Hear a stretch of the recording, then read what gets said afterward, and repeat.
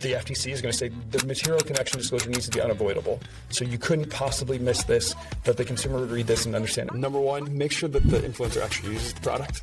If you're going to do a product endorsement, make sure that they're continuously using the product. We stand behind our product so strongly that we will give you a 120-day money back.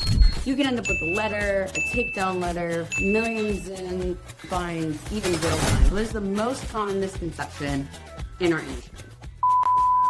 Without even a pause, you say this. Why your marketing might be illegal. I'd love, Ryan, for us to talk about first misconceptions.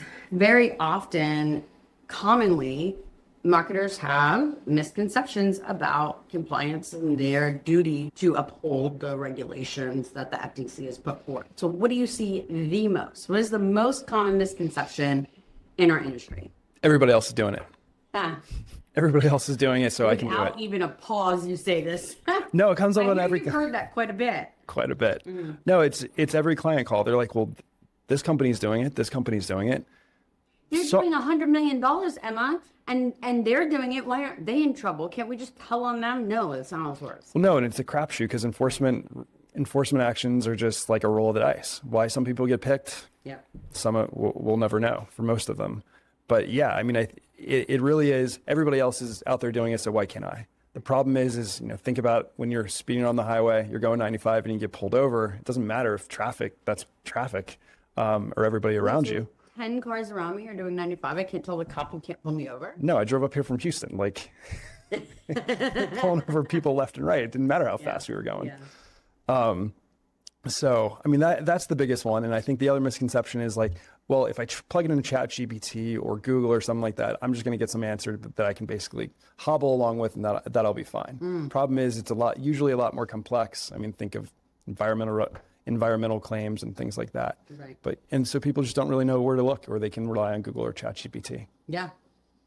So pretty much every aspect of our businesses is regulated by some law tangentially, at least. So whether or not it's the vertical, opinion on everything we do. Pretty much. I mean, whether it doesn't matter what vertical you're in, the marketing channel that you're using, there's something out there that's going to govern what you're saying and how you can say it. So as consequence of not following their guidelines, their rules, their regulations, you can end up with a letter, a takedown letter, millions in fines, even jail time. I want to focus for a moment because there's some new things that have happened in January. And there are just like they've got a hard on right now for certain components. So I'd love to just walk through what are some of the things people don't know that could cost them millions the second they get caught doing it. Yeah, I mean, I think the easiest one out there is subscription billing compliance. I mean, it's continuity. Our continuity products. Yeah, I think it's not difficult to do. What are people doing wrong? They're either not disclosing that people are enrolling into a subscription, or it's a membership program that is not fully disclosed. Basically, you get to the checkout page and you're enrolling in a subscription. Nobody really knows that they're enrolling in a subscription. I think that, yeah, everybody. Exactly. Tell me, I love telling people what not to do because I think that's important. And I think a lot of people don't understand the rules around subscriptions and force continuity and the pre-checked box versus the not pre-checked box versus the pre-checked box that can't be unchecked. And if you've been listening to me long enough, I've talked about this quite a bit, and we'll probably talk about it quite a bit in the coming months on this podcast. But I want to know. I want to be compliant. I don't want to get in trouble. I want to make a lot of money and I want to have a subscription. What is your advice to me on how I make sure that my subscription part of my product is on the up and up and I'm not going to get in a whole lot of trouble for it? So the example, besides calling you and having you do it for a gazillion dollars. No, the example I use is go ask your grandmother, go ask your parents. Ask your grandmother if it's legal? No. Give them your enrollment path. Okay. Yeah. Like, just go ahead. Grandma with the FTC. Nana's going to be fine with that. No, give your enrollment path to somebody who's older than you. Preferably over 65. Right. Not super tech savvy. Have them walk through it. Have them make a test purchase, or they don't need to click the button. Smart. But basically, get to the end and then start asking them questions. Be like, "Hey, Grandma, what'd you buy? How often are you being billed? Do you know? And if the answer is like, I think I only bought one bottle or something, you're going to have a problem, because that's the lens that regulators and, to be honest, consumer protection attorneys are going to be using. So, I mean, you're going to get, grandma from Nebraska enrolled in a dietary supplement, and she thinks that she's buying one time and then suddenly she's in a subscription. So yeah, at the end of the day, you want your subscription billing disclosure, just your continuity model to be clear. Unavoidable, like everything. You're gonna pay me $49 a month. Yeah. I'm going to send you X product every month on the 3rd of the month. And this is how you cancel. Yep. And if we're hiding the ball, then that's going to be a problem. I mean, if there's any question, especially now with the new regulations in place, if there's any question, by the time you hit that either buy now button or whatever you're using at the end on the checkout page, if there's any question whatsoever, what you're buying, how often you're going to be billed, there's going to be an issue. And it's not really defensible anymore. Really? Okay. All right. That's great to know. Terrifying, by the way. The model, but you gave us the path. So I'd like to go into deceptive advertising. To me, means misleading claims. Mm-hmm. It means exaggeration of claims, and it means improper evidence of claims. So I'd love to dive into that, because I think that for the most part, people who are selling understand what they absolutely cannot say. What they don't understand is how to say what they can say. Mm-hmm. And so just because it's true doesn't mean that I can say it. And I'd love to, go. Well, no, I mean, just getting to brass tacks of it all, you summed it up. I mean, an advertisement needs to be truthful, not misleading, and properly substantiated. And so you can have a statement that is perfectly truthful. I've got 5,000 5-star reviews. Look at how great I am, right? Okay. But just because that is true, if you have 10,000 1-star reviews, quoting that, hey, I've got 5,000 1-star reviews, no, but okay, because no. Well, it's all going to be coming through Can I try and play with words? Sure. Okay. So just ask one of the 5,000 people that left me a 5-star review. Doesn't matter, because the net impression of that statement is going to be, well, a majority of consumers really, really, really, really like my product. And so you're hiding the fact that there's an overwhelming number of 1-star reviews out there. Yeah. Wow. Okay. I would have guessed that I could have said that. That's really interesting. Ryan, the state of influencer marketing in 2024. I actually, when we were going through, we don't really plan these out, but we were picking topics. And so when we were picking our topics, I said, this one's probably going to be the most boring and the fastest. And you're like, this is the most important. Why? No, well, I think one of the biggest reasons is the FTC's trade regulation rule on consumer reviews, endorsements, and testimonials, immediate access to civil penalties. So that just ups the ante for compliance. But, it's really easy to comply with. It's just people do it incorrectly all the time and just assume that they can rely on the platforms or, hope that their influencers are going to go out there and do exactly what the brand has told them to do. Also, I think most brands that engage most influencers, they're contacting each other and they have no idea that there is compliance. I believe that. So okay. Can I give you a couple examples? Sure. We'll do 3 quick examples. Hotel contacts Ryan, who has 120 followers because he loves fishing and he posts videos of him fishing. And he's not even really monetizing any of it. But the hotel is on like this fly fishing lake. Is it a lake? I don't know. This place where people like to fish. And they contact you and say, hey, come, stay for free, eat for free, drink for free, fish for free. Get paid to fish? I don't know. Fish for free. And just post about our place so that the people who watch your show will want to come fish here. Yeah, that's going to be a testimonial or endorsement the person is receiving that they need to disclose. How do they disclose it? A couple different ways. You could do it in the body of the endorsement or the testimonial. Be like, hey, this is Joe from Fish USA or whatever it is. So-and-so. Jokes I just had to filter out. Go ahead. This is Joe. We're on the lake and so-and-so. They flew me out here to show me this great place. Like, you're embedding this in a more organic way, saying, hey, like, I'm receiving. So there's a relationship with the brand and that I'm being incentivized in some way. And so that should put the consumer on notice. Hey, by the way, you might want to be careful. I mean, I'm getting something, and so this might have influenced what I'm saying. Okay. But hopefully it's going to reflect their experience. Okay. Donut shop gets approached by influencer who does lots of taste tests of local food. Austin, Texas, where I live. Look, the tons and tons and tons of local food. We have a donut shop here that I won't say the name, but we have a donut shop here that has the most incredibly strange donuts you've ever seen, but they're allegedly delicious.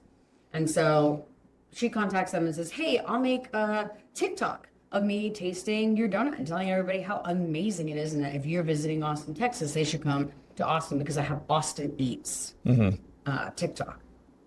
Sure, come on and get a free donut. Am I in trouble from the FTC for that? Now, the second you start incentivizing them to post something about you, yes. Even though they approached me. Even if they approached you. It doesn't matter. Gave them a free donut. Doesn't matter. Third one. Last one. I am a large brand. And I sell $500 million. And I approach a large celebrity and I pay them $100,000 to post using my brand 4 times. And they say, ooh, I love that I partnered with so-and-so. My skin is so much clearer now. Compliant, she's partnering. Yeah, I don't think you're going to run into an issue there because I think for 2 reasons. One, really well-known celebrity. Okay. And then 2, when you hire a really big celebrity, Okay.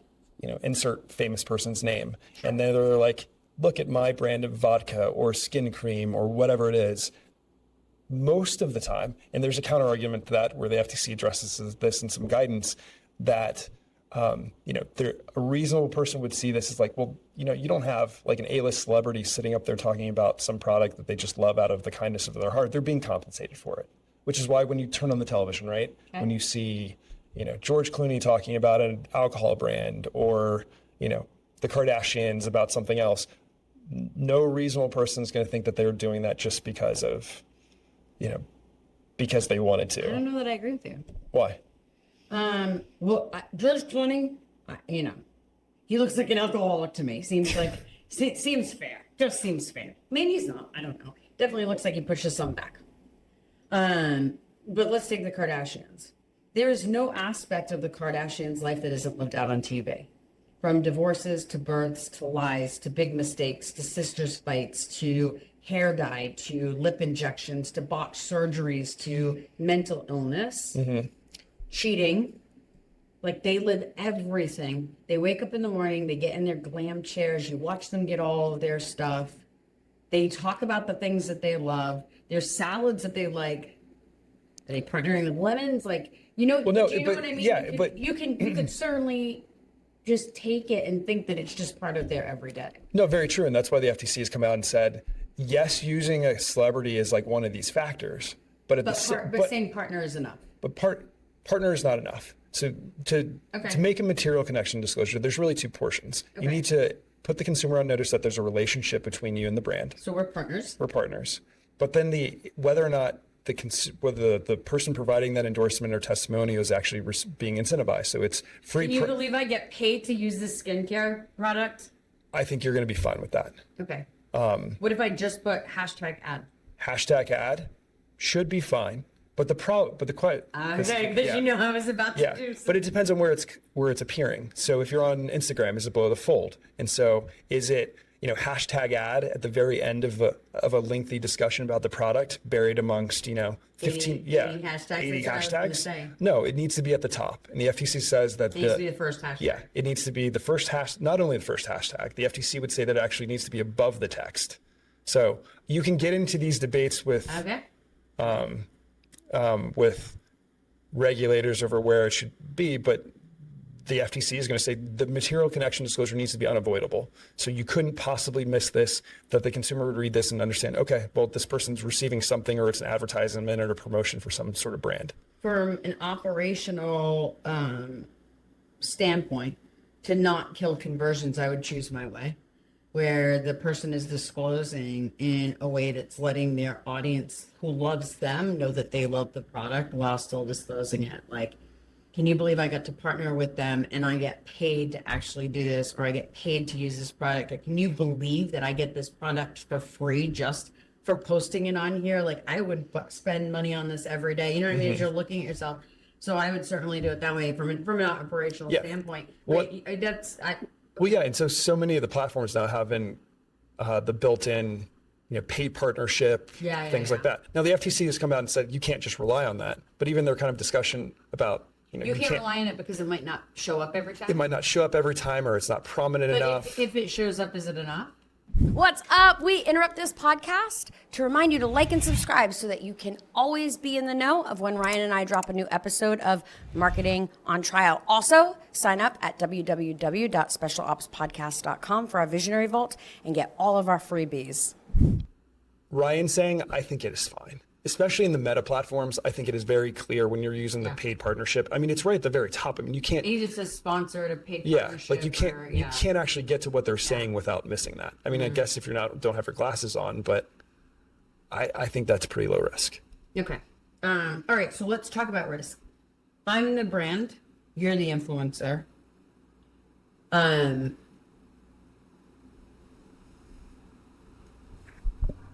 We go into partnership. The disclosures, the FTC doesn't feel like the disclosures are enough. They go after you or me. Both could be liable, but practically it's going to be the brand every time. Okay. Even if our contract says that you're responsible.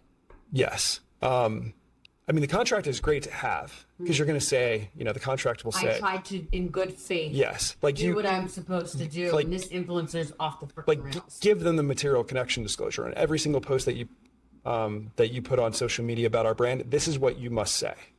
Now, granted, is that going to get you out if an influencer goes out there and says stuff that one isn't truthful, is false about the product? Okay. I see that, and I send you a cease and desist takedown notice, and you don't take it down. Then the influencer. That's going to be at the influencer, because at that point, I mean, if you're talking to regulators, it's like, well, we're trying to actively get this down. Like, you can't just send the letter and be like, hey. Break your links. Break your links that they're using if you do that. Okay. I don't want to get too hung up on that. Thank you. That's really good information. So I just want to, if you're a brand and you hire me as an influencer, actually, I'm not going to do that. You're my lawyer, and you got to give me 3-4 steps that I need to take every time I hire an influencer. What is it? Number one, make sure that the influencer actually uses the product. So there have been instances where you have these influencers that just come to you and they're like, hey, can I just promote your brand? Can I promote your brand? Like, they just want either free product or money. They don't really care how great the product is. They just want to be something. Yeah, absolutely. Right. So, I mean, some of that goes to authenticity. I didn't know they had to use your brand. Oh, they have to use the product. At least once, right? Well, like if they're saying. It's a product review. Well, product reviews are a little bit different. Well, then product endorsements. I understand. We have two different. Yeah, if you want to get, we have 2 buckets: product review, product endorsement. If you're going to do a product endorsement, make sure that they're continuously using your product. Yes, continue. So if the endorsement is like, I love this guy, I love this skin cream, this is what I use it every day. Like, look, I don't have any wrinkles. Like, this is what I use on a daily basis. If that's not true, then that whole endorsement or testimonials is a lot. Yeah, exactly. It's false, not false advertising, deceptive advertising. Exactly. So you want to, the first thing is make sure that they're actually going to use your product and look at what they're kind of going to be saying about your product. Number 2 would be, if you are incentivizing them in any way, they need to include a material connection disclosure. And that goes back to the contract we were just talking about. You can draft out the material connection disclosures that they need to present in every single one of their ads. Whether it's, can you believe I get paid for this? Or do you believe they send this to me for free? Just exactly. Because I share it with you. I'm so lucky. Yeah. Exactly. And then I guess the third point is, you might not, at certain size, you might not be able to review every single one of these testimonials or endorsements that gets placed, but you need to have some sort of audit or tracking process on the back end of all of this. So whether it's the influencer emails, an inbox somewhere that has a link to all the ads, that at least someone at some period of some interval is going on and, either doing keyword searches or something to figure out what these people are saying. There's an obligation on the business to police what the what the influencers are saying on their behalf. So those are the 3 main things that I would recommend. Awesome. Before we wrap up, any final thoughts on influencer marketing and what's coming? No, I mean, I think it's a great way to build brand engagement. It is the most authentic way to do it. Yeah. And Brand reputation is important. truly, and I, I think we might disagree or come to, we would politely disagree on whether or not some of these disclosures affect conversion. But I think at the end of the day, We've actually avoided that in this podcast somehow. I think that the putting hashtag ad and saying nothing, I think that will absolutely, I trust you to share with me what you're using as an influencer that I follow. Yeah. I don't follow influencers, but I'm talking about the mindset of people who sit and watch other people's stuff constantly. We know what I watch, and it's not stuff like this. It's murder mystery stuff, but I think that when you bury it, and I know you're not burying it. If it's the very top, it says hashtag ad, I think it would have very low conversion. I think it would have a much higher conversion just by being extremely upfront. I am beyond blessed that this is my life and this is my job and I get paid to share this with you all. Or can you believe that they send this stuff to me for free just because of you? Thank you guys for coming in and watching and buying the products that I recommend. Because of you, I get to do this, right? So I think that would be way higher converting than these written disclosures above the fold that you're talking about. I just think that people just aren't going to connect with it in the same way they connect with, oh my goodness, Ryan went to this hotel and they gave him this free thing so that he could go, and he told me what to eat and he told me what to drink and he told me where to fish, and he was like, make sure you thank them for sending me out here so I could share this with all of you. There's an authenticity that if I'm a follower, they're cult-like, right? Totally. So if they're a follower, they're going to follow you when you leave them. When you try and have these disclosures that don't make sense to them, I just feel like they're looking at it as they're not even discussing it with me. They're just getting paid and they don't really feel this way. Does that make sense? It does.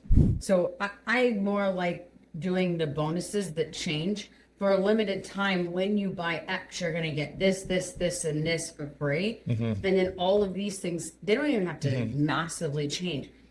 And I don't know how you're going to feel about this, but I've done it where it's the same ebook inside contents, different covers and names. We didn't make any claims about the ebook. It's like, here's a recipe guide for spring, here's one for summer, here's one for fall. And we did recipes that could go for everything, right? But anyway, so. Well, think Mike Lindell. My Pillow. Sure. Oh God. He's got it. You see him in the press, and he's gotten. He has a very big brain too. Well, I mean, if anybody needs a big pillow for his big brain. I mean, if you asked anybody how much is a My Pillow, I mean, I think I actually don't know what it is. I have no idea. But it's always never buy one. But it's always $99.95 on sale for Is it the same? It's always the same sale over and over and over again, and that's why he's got in trouble, because he creates Did he this. get in trouble? I mean, he got a slap on the wrist. Not during certain presidency years. No, this was long before. Yeah. Okay. Anyway, so guaranteed results. Let's move into that. I love guaranteed results. I absolutely love guarantees. Placed correctly, worded compliantly, guarantees can do a lot for your business. What I can't say is 100% results guarantee. Yeah, a better way to do this is, like we were talking, you tie it to a refund program. We know you're going to love it so much that buy our product. If you don't like it, 100% refund guarantee. We stand behind the, I'm trying to think of the word we used the last time that beat control. Anyway, it was something like, we stand behind our product so strongly that we will give you a 120-day money back guarantee just for trying us out. Try us consistently for the next 4 months, and if you don't see X in differences, we're happy to give you your money back. You're not guaranteeing the product's going to work. You're guaranteeing that if you don't like the results of the product, you'll give them their money back. Exactly. It's the same damn thing. Exactly. I think that the money back is stronger. Stronger than the results, like, because at that point there's no risk. Right. Because it's like, well, okay, Right. Try this risk-free for 120 days. You should see results in 90, right? I want to just hop the fence for a minute to testimonials without disclaimers. There are different types of testimonials. The first testimonial I want to talk about is I didn't ask for a testimonial, didn't provoke you coming and giving me a testimonial. You go on Yelp, Trustpilot, my Facebook, anywhere, and you say, this product is great. I don't know why I became an imaging mouse there. This product is great. I loved it. I lost 20 pounds in 2 weeks. I can't let anyone believe that. That's totally fine. So long as you do not incentivize it, you're not buying it. You On can, my Facebook? On your Facebook group. You made me remove those before. No, Want me to pull up the email? probably. We're pulling up the email. Okay. No, so long as you are not incentivizing it, you can, and you're not even soliciting at this point. So you're not responsible for the reviews that your customers give. You don't have. You can leave them up. You can leave them up. Think about it. Think about Amazon, right? Amazon storefronts. You have no control over what they say. You know, as somebody can go and take your product and say, "This made me $1 million last month," or "This cured cancer," but you have no control over it. It doesn't matter. When you start, now I think where it gets a little bit more murky is when you start engaging with it, when you start responding to the Q&A, and when you start. Well, you have to respond to reviews. Not, I would say BBB reviews when you start responding. So if you have somebody who. Okay, pause. I'm going to pause you for a minute. Okay. For those people who are listening that don't, you need to respond to your Facebook ads, to your Instagram ads. You'll screw your entire algorithm. You'll absolutely mess up your ads if you have a bunch of stuff on your pages that you're running ads from and you don't respond to. Even negative things, we still heart, reply, hide, never delete. I just a little caveat from a marketing operational standpoint. Now from a legal standpoint, because that's what we're talking about here. This is marketing on trial. Well, there's a difference between reviews and testimonials and endorsements. You know, testimonial endorsements just put in one bucket. Unsolicited, incentivized consumer reviews in one bucket, and then incentivized consumer reviews in another. Okay. So, unsolicited, unincentivized, person comes to your Facebook page, your website, wherever it is, and just leaves a review. Just, hey, I love the product. I lost 20 pounds last month. This product cured cancer. You don't necessarily want it on there, but no liability. You haven't done anything with it. Okay. When you are actively. Now let's say it's in a Facebook group, the community. I want to make sure we all understand. It's in a Facebook group, a community you're running ads off of. All your buyers are being dumped into. All your potential buyers are being dumped into, so you can get organic following as well as run your ads, right? That's fine. That's fine too. Yeah, people can go in there. I mean, that's the whole purpose. It's a community group where people are going to be talking, discussing ideas. You don't have to, if so long as you're not encouraging them, buying the reviews, something like that, there's no liability. Thank you for your review. They can say whatever they want. Thank you for your review. That's it. I mean, so here's where it gets a little murky. When you start interacting with these reviews. Okay. So you have to interact. Well, from an operational standpoint, you got to interact. Okay, so if you start now, let's take the example, the product cured cancer. I mean, outlandish example.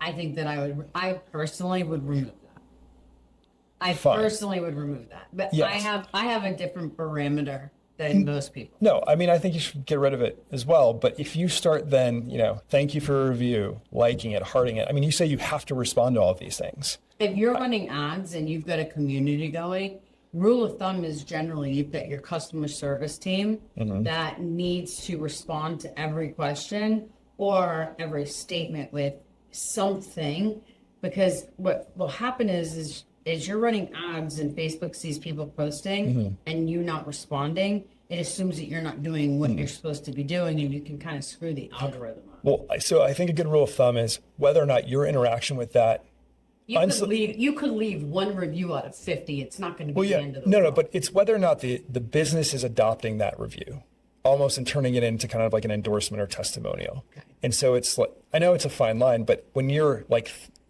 I love your product so much it cured me of cancer, whatever it is, and you're like, keep saying cancer. I don't Well, I don't understand know. why you keep manifesting that. Like this, I keep saying lost 20 pounds. Just go with that. thank you Trying to manifest that for you jackass. Thank you. Thanks, Emma. I love this product so much it helped me lose 20 pounds in 2 weeks. Okay. There's no way that this product would have ever done that, but you're either saying thank you or liking or whatever. 700 pounds and they go on a juice fast. They very well could lose 20 pounds in a week. Well, that's why I'm trying to pick a more outlandish example. The more it's outlandish. Yeah, but so if you're not going to lose 20 pounds in 6 months because you don't have that much to lose. Yeah. Right. So, but the rule of thumb really is: are you interacting with that review in such a way that it could be interpreted as you like adopting or endorsing that review and kind of like touting it?